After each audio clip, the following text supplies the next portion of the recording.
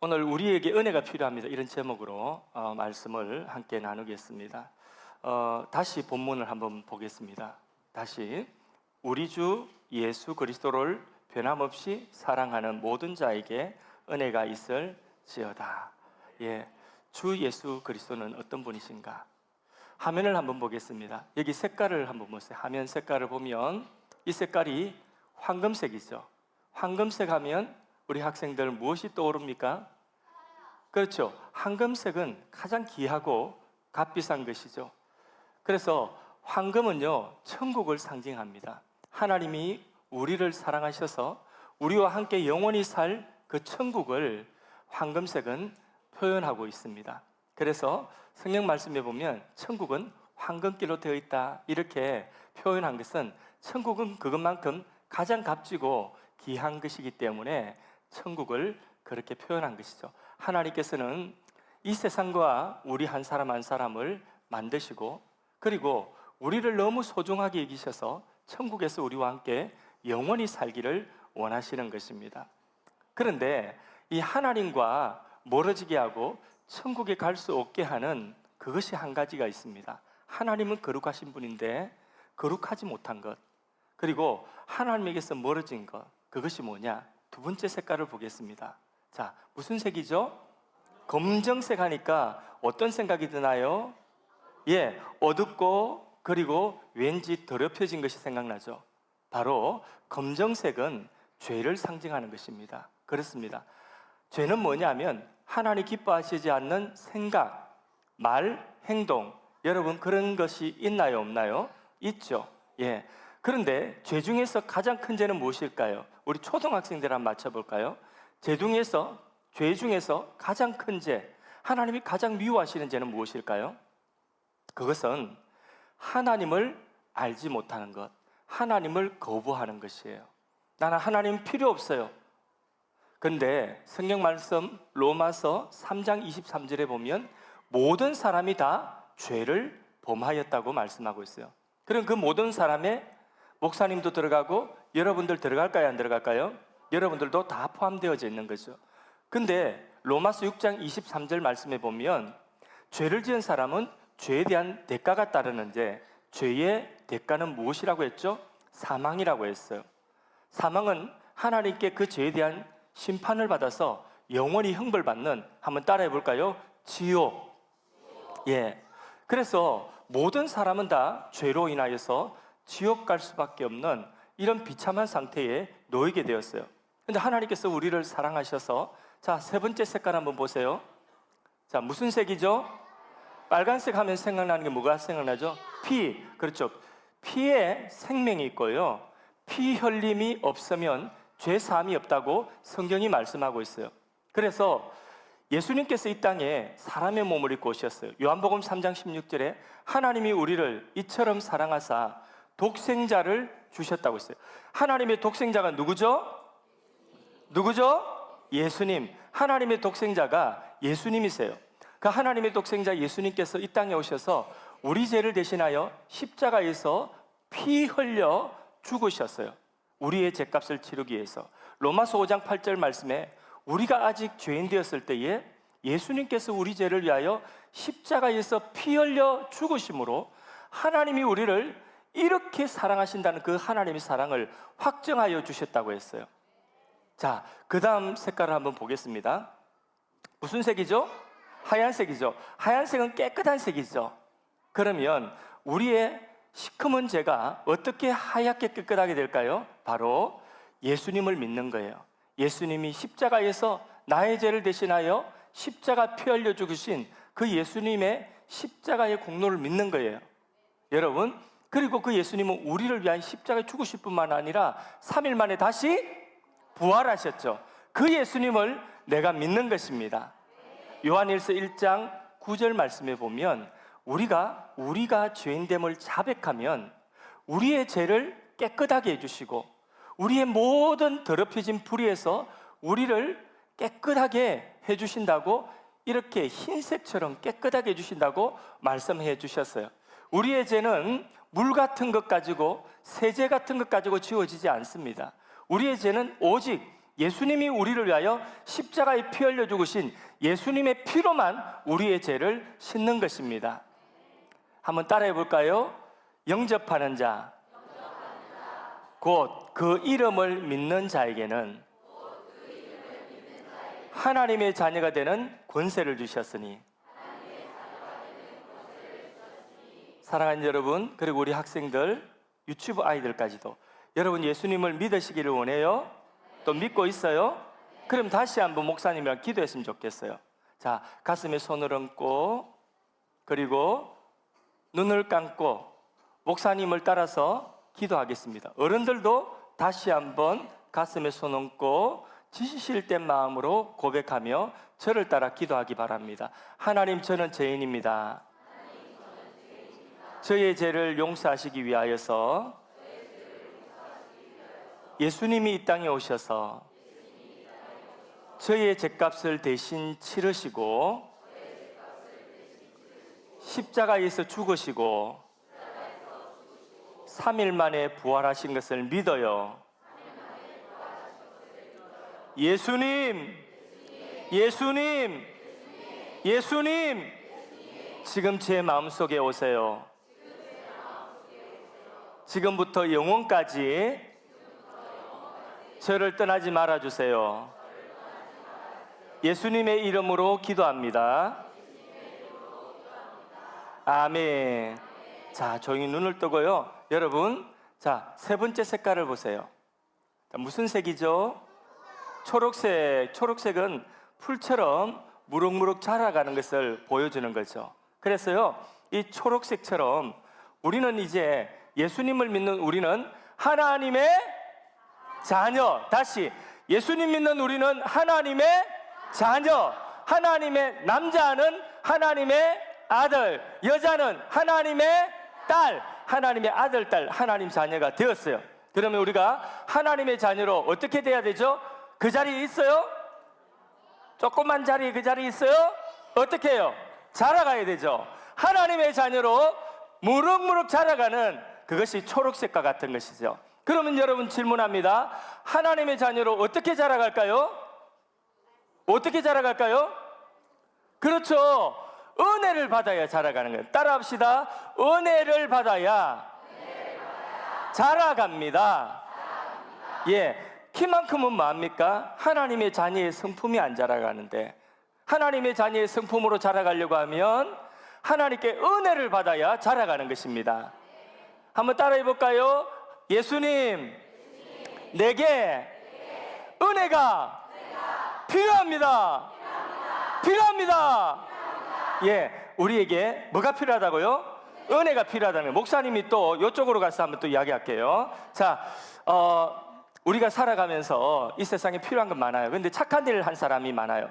착한 일을 한 사람들을 그 가운데 한 나라의 임금님이 착한 일 한 사람들 정말 몇 사람을 지역마다 뽑았어요. 그래서 몇 사람 착한 일 한 사람들 싹 뽑아가지고 왕궁으로 초청했습니다.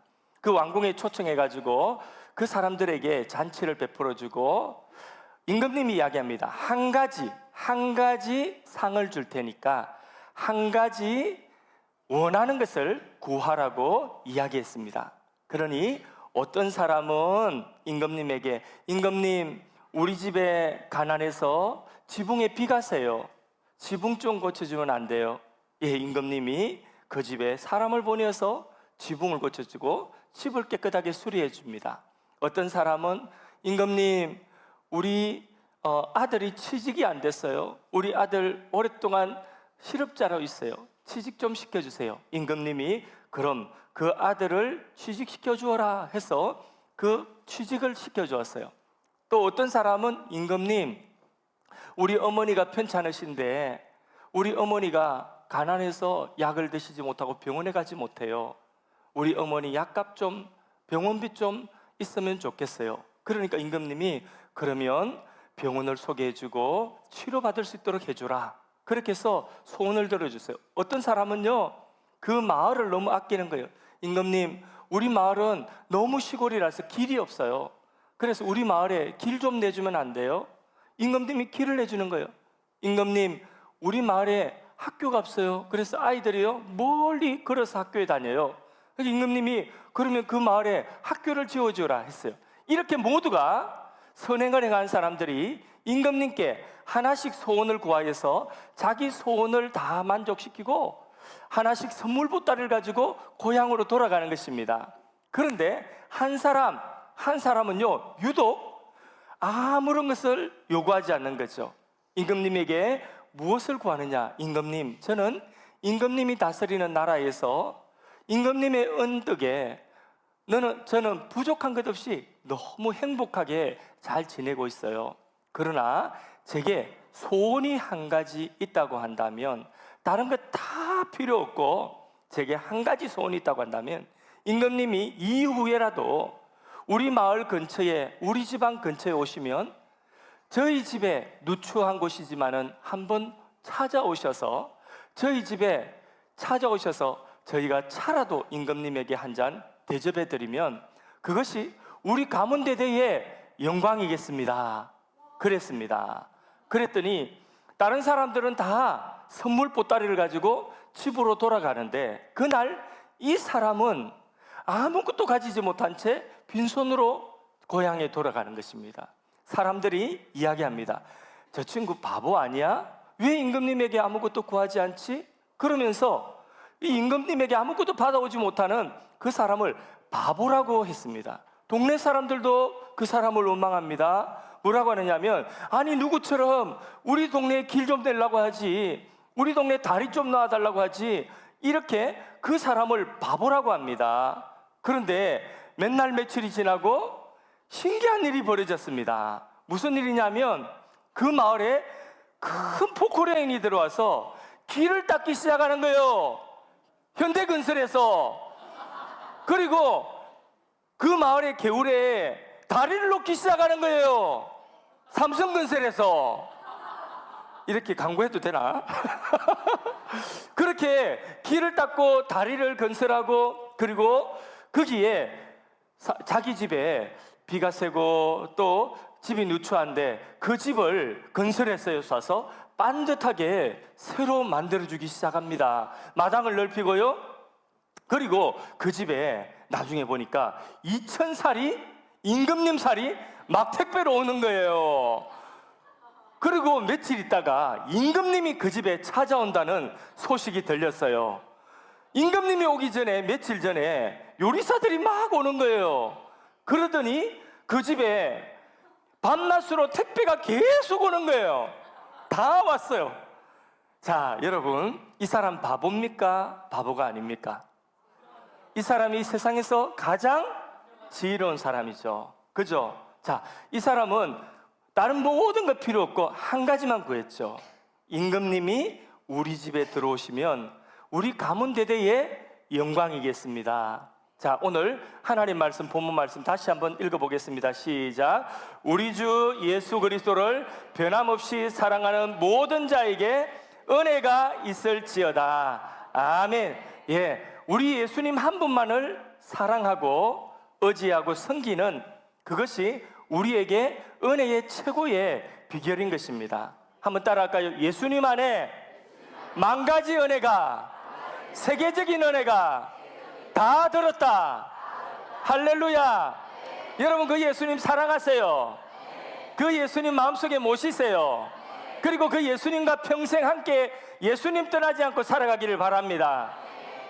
세상에 사랑하고 좋고 욕심날 것이 얼마나 많습니까? 근데 예수님만 사랑하라고 합니다. 바보 아니냐? 예, 주일날 갈 곳이 많습니다. 그런데 주일날 교회 나오라고 합니다. 예배 나오라고 합니다. 예배 빠지면 안 된다고 합니다. 자, 그래서 예배 나옵니다. 친구들이 놀러 가자간 놀러 가지 않습니다. 이 날은 예배 드린 날이라고 왔습니다. 사람들이 바보 아니냐? 시험이 앞두고 있는데 예배 드리러 나옵니다. 야, 저 바보 아니냐? 모두들 어리석게 생각하는 거죠.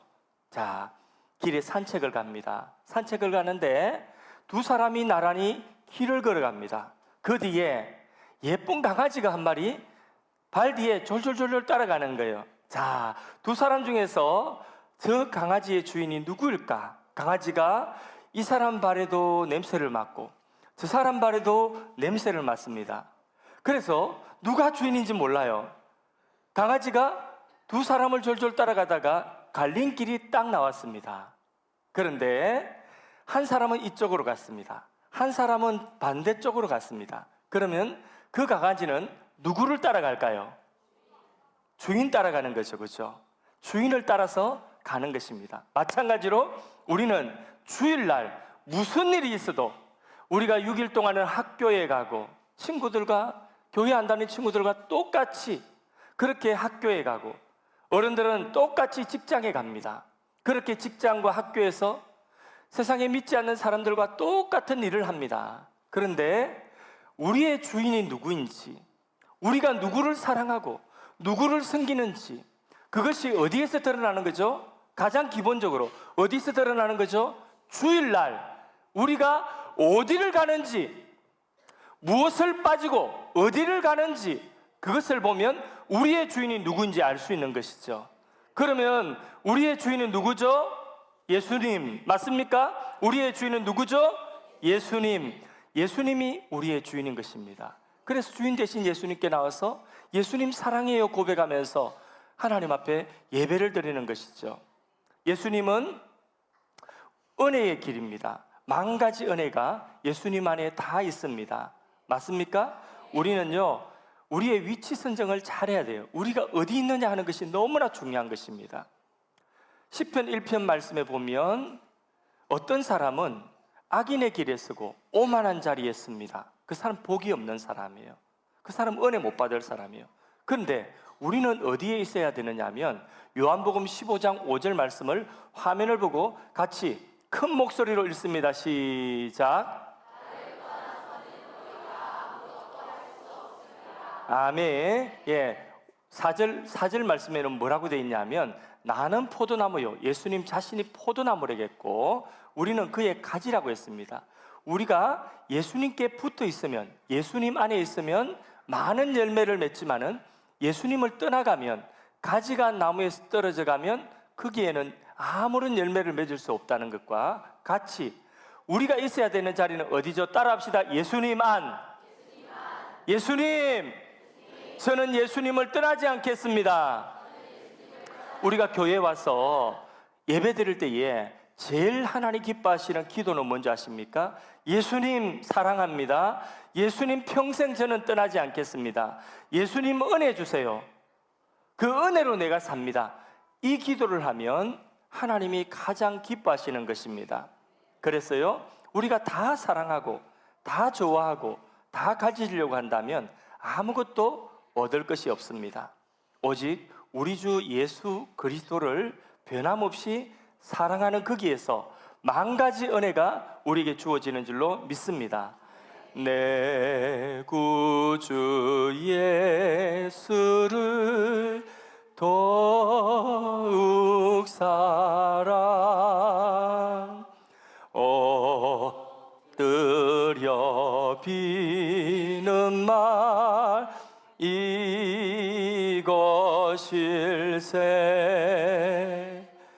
다만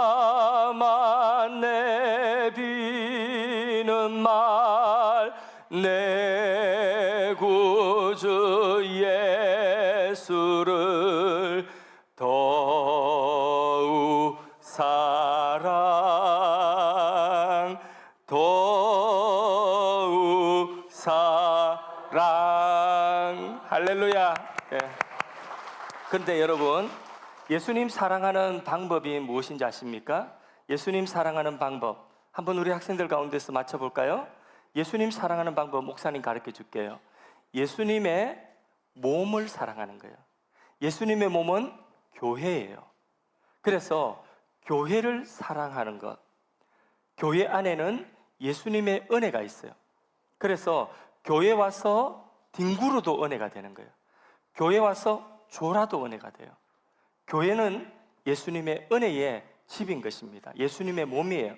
교회 구석구석 예배와 모임은 무엇이냐면 은혜의 옷자락, 예수님의 옷자락이 가득한 곳입니다. 마가복음 5장에 보면 12년을 혈류, 피를 흘리는 그런 부정한 병에 걸린 사람이 있습니다. 얼마나 고생을 했는데 고치지 못하는 거예요. 그래서 가족들에게서도 버림받고, 그리고 회당, 교회도 가지 못하는 이런 불쌍한 사람이에요. 근데 그 사람이 어느 날 예수님이 지나가실 때에 자신을 숨기고 몰래 가서 살금살금 사람들에게 눈치 안 채도록, 자기가 누구인지, 왜냐하면 부정한 사람이거든, 그 사람에게 접촉한 사람도 부정해져요. 그래서 살금살금 가서 예수님의 옷자락을 몰래 만졌어요. 예수님 옷자락을 만졌는데 어떤 일이 일어났을까요? 그 병이 깨끗하게 치유되었어요. 할렐루야. 예수님 옷자락에 손만 댔는데 치유가 되었어요. 교회는 예수님의 몸이에요. 교회의 예배와 교회의 모임과 교회 봉사와 교회의 모든 것들은 다 무엇이냐면 예수님 옷자락에 손대는 것이에요. 처음에는 몰랐어요. 이사야 선지자도요, 이사야서 말씀해 보면 처음에 몰랐어요. 교회 안에 보니까 좋지 못한 게 많이 보이는 거예요. 저 사람도 못마땅하고 저 사람도 못마땅하고, 그래서 못마땅한 것이 가득했을 거예요. 아, 저 사람이 제사장이야? 이런 생각도 들었을 거예요. 그는 육신의 눈으로 볼 때 그랬어요. 그 당시에 성전이 깨끗하지 못했거든요. 그런데 이사야가 그 성전 안에 딱 들어가서 어느 날 하나님께서 눈을 확 열어주시는데, 신령한 눈을 확 열어주시는데 그동안 보지 못했던 걸 보는 거예요. 자기가 이전에는 그 제사장도 그 성전에 있는 어떤 사람도 다 못마땅하고 다 불평스러웠는데, 그런데 하나님이 눈을 열어주시니까 그 성전 안에 무엇이 있느냐, 그런 사람은 본데 아무것도 보이지 않고 그 성전 안에 하나님의 옷자락이 가득한 거예요. 그러면서 하나님 앞에 회개하죠. 하나님, 저는 입술이 부정한 사람으로 함부로 입술로 판단하였습니다. 하나님, 저는 죄인입니다. 그러면서 하나님 앞에 회개하였어요. 그러면서 하나님께서 그 이사야를 깨끗하게 해주시고 하나님의 복음을 전하는 사람으로, 존귀한 사람으로 세워주신 거예요. 이렇게 우리가 교회라고 하는 것은 예수님 몸이에요. 예수님 몸인데 눈에 보이는 것만 보면 안 돼요. 보이지 않는 이면에 교회의 모든 예배와 교회의 모든 활동과 교회의 모든 사람들은, 모든 물건들은 다 뭐냐? 그 속에 예수님의 옷자락이 가득하게 있다는 것을 보아야 돼요. 우리는 직접 그것을 환상으로 보지 않아도 이사야가 환상 보아서 성경으로 펼쳐서 우리에게 그것을 알려주고 있기 때문에 우리는 그렇게 믿으면 돼요. 그래서 이 은혜의 집에 와서 은혜를 사모하면서 예배하고 은혜를 사모하면서 우리가 말씀 배우는 이런 모든 것들이 뭐냐? 바로 예수님의 은혜의 옷자락을 붙드는 것이에요. 그 은혜의 옷자락을 붙들면 기적이 일어납니다.